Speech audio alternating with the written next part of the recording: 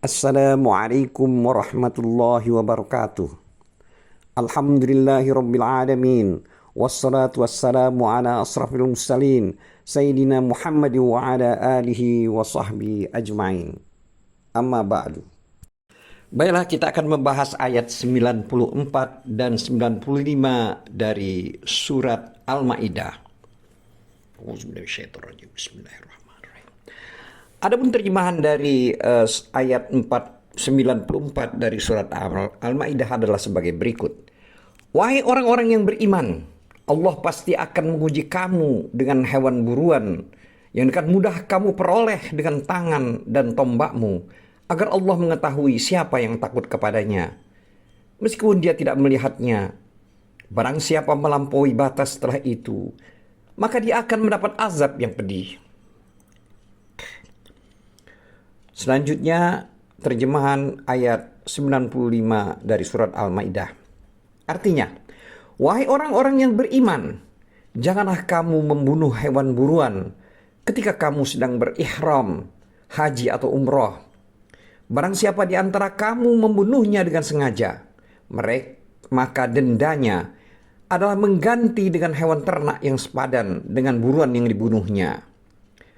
Menurut putusan dua orang yang adil di antara kamu sebagai hadyu yang dibawa ke Ka'bah, atau kafarat, membayar dengan tebusan, yaitu dengan memberi makan kepada orang-orang miskin, atau berpuasa seimbang dengan makanan yang dikeluarkan itu, agar dia merasakan akibat buruk dari perbuatannya.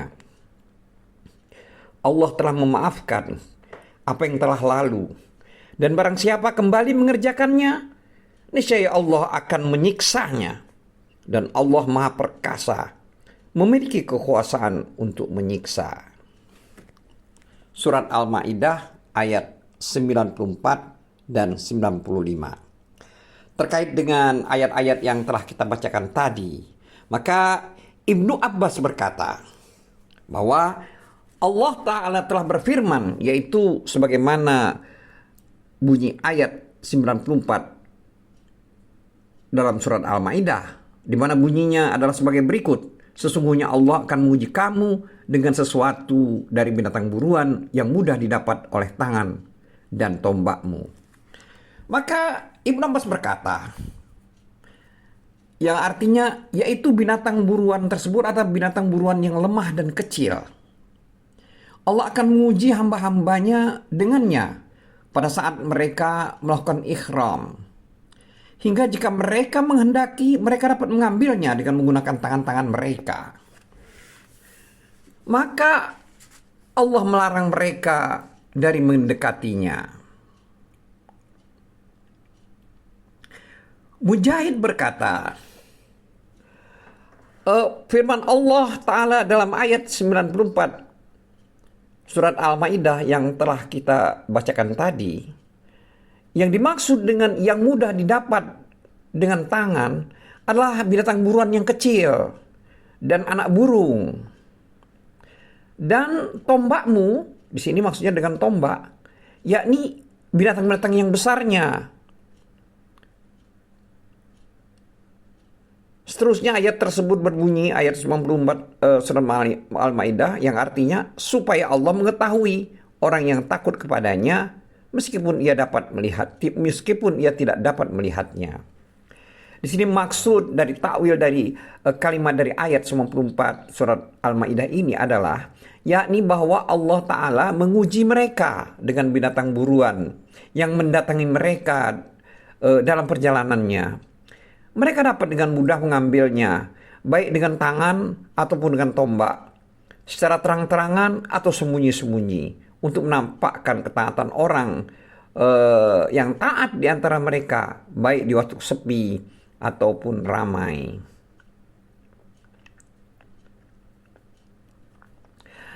Sebagaimana Allah Ta'ala telah berfirman dalam surat Al-Mulk ayat 12, yang artinya sesungguhnya orang-orang yang takut kepada Tuhannya yang tidak terlihat oleh mereka memperoleh ampunan dan pahala yang besar. Dan juga firman Allah dalam ayat 94 di mana terdapat kalimat barang siapa yang melanggar batas sesudah itu. Dan As-Sudi menakwilkan adalah selainnya, yaitu berkata yang dimaksud adalah setelah pemberitahuan dan peringatan ini namun ada orang yang tetap melanggarnya, maka baginya azab yang pedih. Demikian kalimat dalam ayat 94 surat Al-Maidah. Jadi di sini maksudnya bagi mereka yang menyelisihi atau melanggar perintah Allah dan syariatnya, maka baginya azab yang pedih. Adapun firman Allah dalam ayat 95 surat Al-Maidah, maka Allah telah berfirman yang artinya, hai orang-orang yang beriman, janganlah kamu membunuh binatang buruan ketika kamu sedang berikhram. Ini adalah pengharaman dari Allah Ta'ala, karena membunuh binatang buruan pada saat ihram dan larangan dari melakukannya. Hal ini dari sisi maknanya adalah mencakup binatang yang dimakan dan yang timbul darinya dan dari selainnya. Adapun selain yang dimakan dari binatang-binatang darat, maka menurut Syafi'i dibolehkan untuk seseorang muhrim membunuhnya. Sedangkan jumhur mengharamkan membunuhnya. Dan tidak ada pengecualian dalam masalah ini, melainkan dari keterangan yang terdapat dalam As-Sihahain, yaitu dari Aisyah Ummul Mukminin, bahwasanya Rasulullah Sallallahu Alaihi Wasallam telah bersabda, yang artinya 5 binatang perusak yang boleh dibunuh pada tempat yang luar tanah suci, maksudnya di luar tanah suci, dan pada saat ihram, yaitu burung gagak, burung rajawali, kalajengking, tikus, dan anjing yang suka menggigit.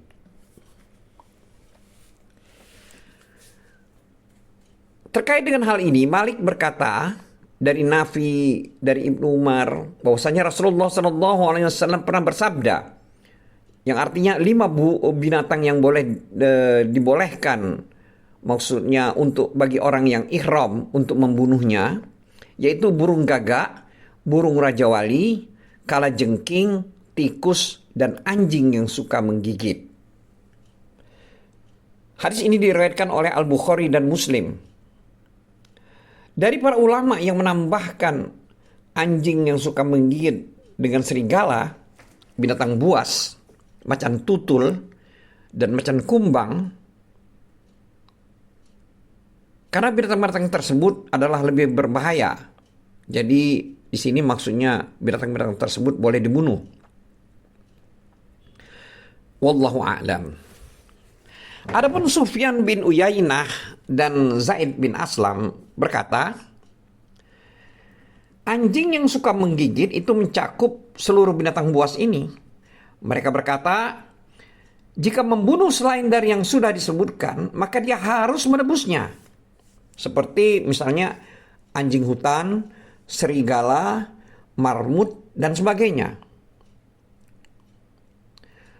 Malik berkata, demikian juga dikecualikan dari itu adalah anak dari 5 macam binatang yang sudah disebutkan dalam hadis tersebut, dan binatang kecil yang diikutkan dengannya dari jenis binatang buas tersebut, atau jadi jenis binatang buas biasa.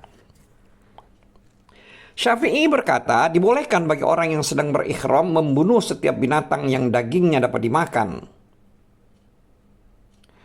Tidak ada perbedaan antara yang kecil dan yang besar. Dan menjadikan alasan menyeluruhnya bahwa keadaannya tidak bisa dimakan. Abu Hanifah berkata, orang yang sedang berikhram boleh membunuh anjing yang dapat menggigit dan serigala, karena termasuk anjing darat. Jika membunuh selain kedua binatang tersebut, maka dia harus menebusnya, kecuali jika binatang buas menerkam selain kedua binatang tersebut, maka boleh membunuhnya.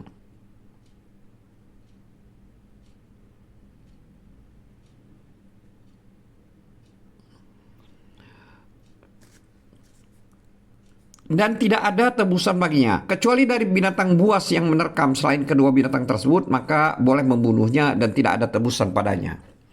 Itulah pendapat dari Al-Auza'i, Al-Hasan bin Saleh, dan bin Hai.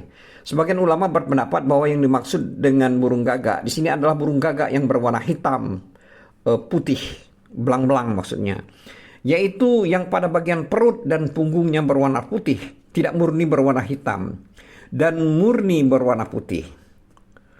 Berdasarkan riwayat An-Nasa'i dari Aisyah, dari Nabi Muhammad SAW, beliau bersabda bahwa 5 jenis binatang yang boleh dibunuh oleh orang yang sedang berikhram, yaitu ular, tikus, burung raja wali, burung gagak belang, dan anjing yang suka menggigit. Sedangkan menurut jumhur ulama bahwa yang dimaksud dengannya adalah lebih bersifat umum dari yang sudah disebutkan. Berdasarkan keterangan yang terdapat dalam Sahih Al-Bukhari dan Muslim yang mutlak penggunaan lafaznya.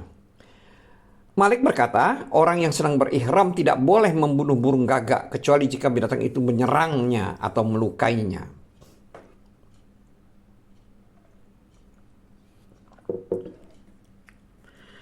Adapun firman Allah Ta'ala dalam ayat 95 surat Al-Ma'idah, yang artinya barang siapa di antara kamu membunuhnya dengan sengaja, maka dendanya ialah dengan mengganti dengan binatang ternak seimbang dengan buruan yang dibunuhnya. Terkait dengan ayat ini, menurut pendapat jumhur ulama bahwa orang yang sengaja dan orang yang lupa sama saja dalam kewajiban mengganti atas perbuatannya. Az-Zuhri berkata, di dalam Al-Quran menunjukkan untuk orang yang sengaja, sedangkan menurut sunnah yang berjalan adalah untuk orang yang lupa. Maka maknanya bahwa Al-Quran menunjukkan atas kewajiban mengganti bagi orang yang dengan sengaja membunuhnya dan atas dosanya sesuai dengan firman-Nya, yaitu firman Allah dalam ayat 95 surat Al-Maidah, yang artinya supaya dia merasakan akibat buruk dari perbuatannya. Allah telah memaafkan apa yang telah lalu, dan barang siapa yang kembali mengerjakan, niscaya Allah akan menyiksanya. Dalam sunnah Nabi SAW dan hukum-hukum sahabat-sahabatnya disebutkan tentang kewajiban mengganti karena kesalahan, sebagaimana yang ditunjukkan dalam Al-Quran untuk orang yang sengaja dan juga karena membunuh binatang buruan adalah merusak. Dan yang namanya merusak itu gantinya adalah ditanggung oleh orang yang sengaja dan orang yang lupa. Tetapi orang yang sengaja dia berdosa, sedangkan orang yang tidak sengaja tidak tercela. Allah telah berfirman dalam ayat 95 surat Al-Maidah, yaitu di mana terdapat kalimat yang artinya maka dendanya ialah mengganti dengan binatang ternak seimbang. Sebagian ulama membacanya fajaza misli, dan sebagian mereka yang lain membacanya dengan mendomahkan fajaza mislu. Pada firman Allah Ta'ala, fajaza misli ma qatala min na'am. Berdasarkan dua macam bacaan ini merupakan dalil yang dipegang oleh Imam Malik, Syafi'i, dan Ahmad, dan jumhur ulama. Ini berupa kewajiban mengganti dengan binatang yang seimbang dari binatang yang telah dibunuh oleh orang yang sedang berihram. Jika dia memiliki binatang jinak, berbeda dengan pendapat Abu Hanifah, di mana dia mewajibkan mengganti dengan harga baik yang dibunuh ini sama atau tidak sama? Ia berkata, orang yang berihram diberi pilihan. Jika dia mau, dia boleh bersedekah dengan harganya. Dan jika dia mau, dia boleh membeli ternak yang dipersembahkan untuk kurban. Dan yang diputuskan oleh sahabat pada ganti pertama adalah berdasarkan sunnah. Mereka memutuskan pada burung unta diganti dengan unta. Pada sapi betina yang liar diganti dengan sapi betina. Pada kijang diganti dengan kambing betina. Adapun firman Allah pada ayat 95 surat Al-Maidah, yaitu pada kalimat menurut putusan dua orang yang adil di antara kamu. Di sini maksud dari kalimat ayat ini adalah bahwa yang memutuskan untuk denda dengan ganti atau dengan harga yang selain yang diganti adalah dua orang yang adil dari kaum muslimin. Para ulama berselisih pendapat untuk orang yang membunuh. Apakah boleh dengan salah satu dari dua hukum? Ada dua pendapat dalam masalah ini. Pertama, tidak boleh, karena telah tertuduh dalam keputusan terhadap dirinya. Ini mazhab Malik. Yang kedua, boleh berdasarkan keumuman ayat. Ini mazhab Syafi'i dan Ahmad. Pendapat pertama berhujjah bahwa hakim tidaklah menjadi yang dijatuhi hukuman dalam satu model saja. Adapun Ibnu Abi Hatim meriwayatkan dari Maimun bin Mihram bahwa orang Arab Badui datang menemui Abu Bakar. Dia berkata, aku telah membunuh binatang buruan, sementara aku sedang berihram. Apa balasan ganti untukku? Abu Bakar berkata kepada Ubay bin Ka'ab yang sedang duduk di sisinya, apa pendapat engkau tentang masalah ini? Orang Arab Badui itu berkata, aku datang kepada engkau karena engkau adalah seorang khalifah Rasulullah SAW, dan aku bertanya kepada engkau, tapi kenapa engkau malah bertanya kepada selain engkau? Abu Bakar berkata, kenapa engkau ingkari? Padahal Allah berfirman, yang artinya, maka dendanya ialah mengganti dengan binatang ternak seimbang dengan buruan yang dibunuhnya. Menurut putusan dua orang yang adil di antara kamu. Maka aku berembuk dengan temanku ini hingga kami sepakat pada satu keputusan. Lalu kami perintahkan keputusan itu kepadamu. Sanadnya baik, tapi munqati, artinya terputus antara Maimun dengan Abu Bakar As-Siddiq. Dan yang seperti ini kemungkinan di sini. Abu Bakar As-Siddiq menjelaskan hukum kepadanya dengan lembut, karena dia melihat orang Arab Badui ini bodoh. Dan obat bagi orang bodoh adalah mengajarinya. Adapun jika orang yang melanggar ini berilmu, maka dalam keterangan yang diriwayatkan oleh Ibnu Jarir dari Kabishah bin Jabir berkata, kami keluar untuk melaksanakan ibadah haji. Ketika kami sudah selesai melaksanakan sholat zuhur, maka kami berkelompok-kelompok. Lalu kami meneruskan perjalanan sambil berjalan dan berbincang-bincang. Ia berkata, pada suatu siang tiba-tiba seekor kijang melintas kepada kami. Lalu seorang yang bersama kami melemparnya dengan batu. Dia tidak salah dalam membidik sehingga sasarannya tepat dan mati. Ia berkata, maka kami kagum bangga atasnya. Ketika kami sudah sampai di Mekah, aku keluar bersamanya hingga kami datang menemui Umar bin Khattab. Lalu ia menceritakan kisah ini kepadanya. Dan di sebelahnya ada seseorang seakan-akan wajahnya gelang perak. Yang dimaksud ini adalah Abdurrahman bin Auf. Lalu Umar menoleh kepada sahabatnya dan berbicara dengannya. Kemudian dia menemui lelaki ini dan berkata, "Apakah dengan sengaja kamu membunuhnya atau karena satu kesalahan?" Lelaki itu menjawab, "Aku telah sengaja membidiknya dan aku tidak berniat untuk membunuhnya." Maka Umar berkata, "Aku tidak melihat perkaramu ini, melainkan ada unsur kesalahan dan kesengajaan pada kamu. Pergilah cari seekor kambing, lalu kamu sembelih, lalu bersedekah dengan dagingnya dan sisakan kulitnya." Lalu kami berdiri dari sisinya. Kemudian aku berkata kepada sahabatku, "Wahai teman, agungkanlah syiar-syiar Allah." Amirul Mukminin tidak memahami apa yang ia fatwakan kepadamu hingga ia bertanya kepada temannya, "Pergilah menuju untamu, lalu sembelihlah." Barangkali itu maksudnya. Artinya sudah dapat mencukupi untuk ganti dari kesalahanmu.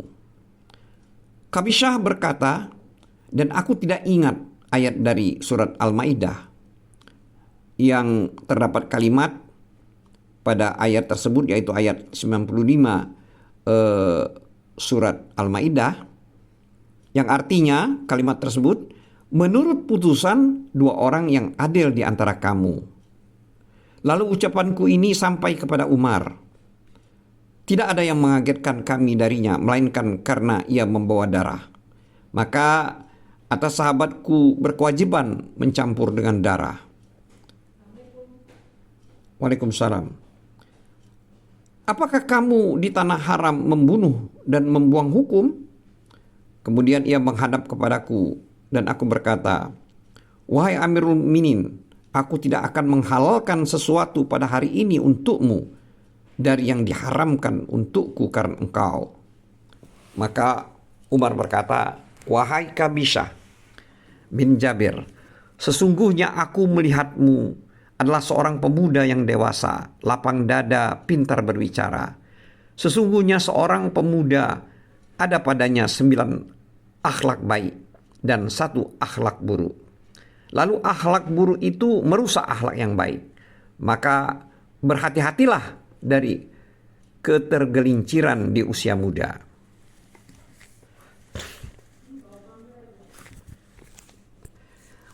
Adapun Ibnu Jarir meriwayatkan dari Thoriq yang berkata, Arbad menginjak seekor biawak, lalu dia membunuhnya sedangkan dia dalam keadaan berihram. Lalu dia mendatangi Umar untuk memutuskan perkaranya. Umar berkata kepadanya, "Putuskanlah perkaranya dengan aku." Maka mereka berdua memutuskan perkaranya berupa 1 ekor anak kambing umur 1 tahun. Dia telah mengumpulkan air dan pohon. Lalu Umar berkata dengan membawa ayat, yaitu ayat 95 surat Al-Maidah, yaitu dalam kalimat, "Menurut putusan 2 orang yang adil di antara kamu." Dari keterangan ini terdapat dalil dibolehkan orang yang membunuh menjadi salah satu hakim dalam memutuskan perkara, sebagaimana yang dikatakan oleh Syafi'i dan Ahmad.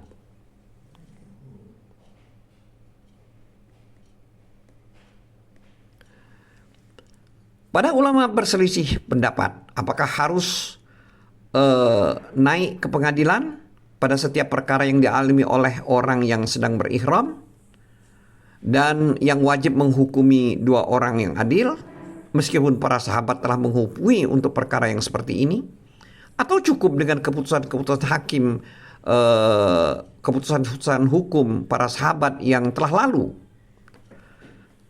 Perselisihan ini menjadi 2 pendapat. Syafi'i dan Ahmad berkata mengikuti apa yang telah dihukumi oleh para sahabat dalam perkara ini. Mereka berdua menjadikannya sebagai syariat yang sudah ditetapkan, tidak boleh berpaling darinya. Adapun yang belum diputuskan oleh para sahabat, maka dikembalikan kepada 2 orang hakim yang adil. Sedangkan Malik dan Abu Hanifah berkata, Bahkan wajib keputusan hukumnya pada tiap-tiap individu, baik di dalam keputusan para sahabat seperti ini atau tidak, berdasarkan firman Allah ayat 95 surat Al-Maidah, yaitu pada kalimat menurut putusan dua orang yang adil di antara kamu. Selanjutnya firman Allah Ta'ala dalam ayat 95 surat Al-Maidah terdapat kalimat sebagai hadyu yang dibawa sampai ke Ka'bah. Artinya sampai ke Ka'bah. Dan yang dimaksud adalah sampainya dia di tanah haram dengan menyembelihnya di sana, lalu dagingnya dibagikan kepada orang miskin daerah tanah haram. Ini perkara yang sudah disepakati.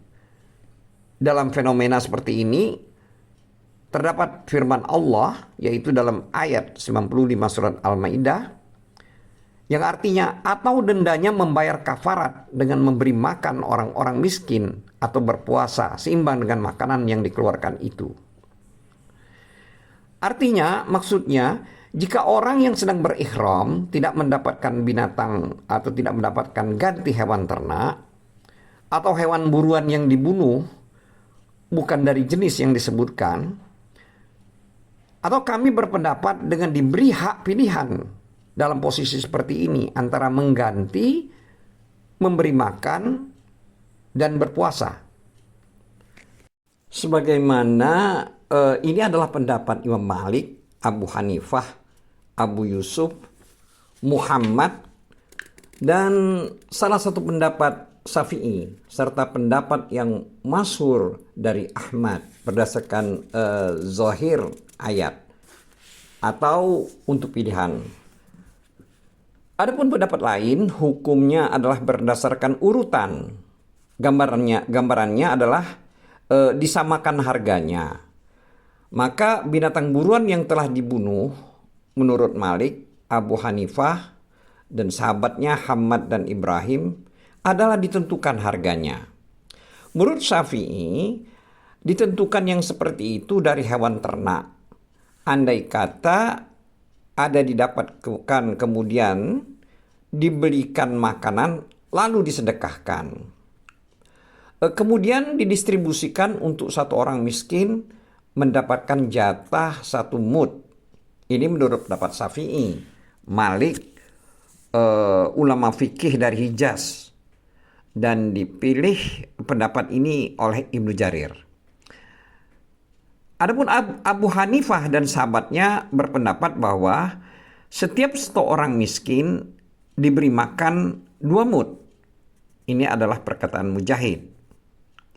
Ahmad berkata 1 mud jika dari gandum, 2 mud jika dari yang lainnya. Jika tidak mendapatkan atau kita katakan dengan pilihan, maka dia berpuasa dari memberikan makan kepada orang miskin 1 hari. Dan para ulama berselisih pendapat tentang tempat memberikan makanan ini. Syafi'i berpendapat bahwa tempatnya di tanah haram. Dan ini adalah perkataan Atha. Sedangkan Malik berpendapat bahwa memberikan makannya pada tempat yang dia membunuh binatang buruan tersebut, atau tempat yang paling dekat dengannya. Adapun Abu Hanifah berpendapat bahwa jika dia mau, boleh memberikan makan di tanah haram, dan jika dia mau, maka boleh di tempat lain. Selanjutnya firman Allah dalam ayat 95 surat Al-Maidah terdapat kalimat supaya dia merasakan akibat buruk dari perbuatannya. Ini maksudnya adalah diartikan diwajibkan padanya untuk membayar kafarat supaya dia merasakan akibat dari perbuatannya yang telah dilakukan oleh orang yang menyelisihi Allah telah memaafkan apa yang telah lalu. Ini adalah kalimat dari ayat 95 surat Al-Maidah. Artinya pada zaman jahiliyah, bagi orang baik yang Islamnya dan mengikuti syariat Allah serta tidak melakukan maksiat.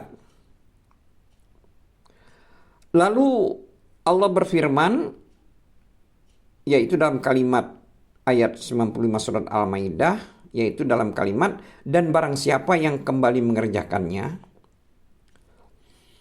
Artinya dari kalimat ini adalah perbuatan itu setelah diharamkan dalam Islam dan sampai hukum syariat kepadanya, kemudian kembali mengerjakannya, maka sanksinya ialah, artinya niscaya Allah akan menyiksanya. Allah Maha Kuasa, lagi mempunyai kekuasaan untuk menyiksa. Ini adalah kalimat dari ayat 95 surat Al-Maidah. Jadi bila dia mengulangi, maka Allah akan menyiksanya. Allah Maha Kuasa dan mempunyai kekuasaan untuk menyiksa. Adapun Ibnu Jurayj berkata sebagai berikut. Aku berkata kepada Atha, apa yang dimaksud dengan Allah telah memaafkan apa yang telah lalu? Kemudian Ibnu Jurayj berkata, aku bertanya, dan apa yang dimaksud dengan dan barang siapa yang kembali mengerjakannya, dan seterusnya. Ini adalah potongan kalimat dari ayat 95 surat Al-Maidah. Maka Atha menjawab sebagai berikut. Dan barang siapa yang kembali mengerjakannya sementara dia sudah Islam, maka Allah akan menyiksanya dan wajib baginya membayar kafarat. Ibnu Jurayj berkata, aku berkata, apakah jika kembali mengerjakannya ada hukuman had yang kau ketahui? Maka Atha menjawab, tidak ada. Selanjutnya Ibnu Jurayj berkata, aku kemudian berkata lagi, apakah engkau berpendapat bahwa hak imam untuk menghukumnya? Maka Atha menjawab, tidak. Itu adalah dosa yang dilakukan olehnya, yang itu adalah urusannya antara dia dan Allah Azza wa Jalla. Tetapi dia harus bayar tebusan. Hadis ini diriwayatkan oleh Ibnu Jarir. Adapun yang berpendapat bahwa maknanya yaitu niscaya Allah akan menyiksanya dengan membayar kafarat. Terhadap kalimat ini dikatakan oleh Sa'id bin Jubair dan Atha. Lalu jumhur ulama dari salaf dan khalaf berpendapat bahwa kapanpun orang yang sedang berikhram membunuh binatang buruan, maka wajib baginya untuk mengganti. Dan tidak ada perbedaan antara yang pertama, kedua, dan ketiga, meskipun berulang-ulang melakukannya, baik karena satu kesalahan ataupun karena kesengajaan. Ibnu Jarir meriwayatkan dari Ibnu Abbas tentang orang yang membunuh binatang buruan lalu dia dihukumi. Kemudian dia kembali mengerjakannya. Ia berkata, dia tidak dihukumi, tetapi Allah yang akan menyiksanya. Demikianlah perkataan Shuraih, Mujahid, Sa'id bin Jubair, dan selain mereka. Adapun Ibnu Jarir berkata tentang firman Allah, yaitu dalam kalimat ayat 95 surat Al-Maidah, yang artinya Allah Maha Kuasa lagi mempunyai kekuasaan untuk menyiksa. Di sini makna takwil daripada kalimat pada ayat ini ialah Allah Azza wa Jalla telah berfirman bahwa Allah Maha Kuat dan kekuasaannya tidak ada yang dapat mengalahkannya, dan tidak ada orang yang mengalahkan, tidak ada yang menghalangi dari siksaan dari orang yang disiksa oleh Allah, dan tidak ada orang yang dapat menghalangi hukuman atas orang yang harus dihukum oleh Allah, karena makhluk itu adalah makhluknya, perintah itu adalah perintahnya, baginya kemuliaan dan kekuatan. Selanjutnya firman Allah yang berbunyi mempunyai kekuasaan untuk menyiksa, itu adalah kalimat dari ayat 95 surat Al-Maidah. Itu maksudnya adalah bahwa Allah mempunyai kekuatan untuk menghukum orang yang bermaksiat kepadanya. Wallahu a'lam bissawab. Wabillahi taufiq wal hidayah. Wassalamualaikum warahmatullahi wabarakatuh.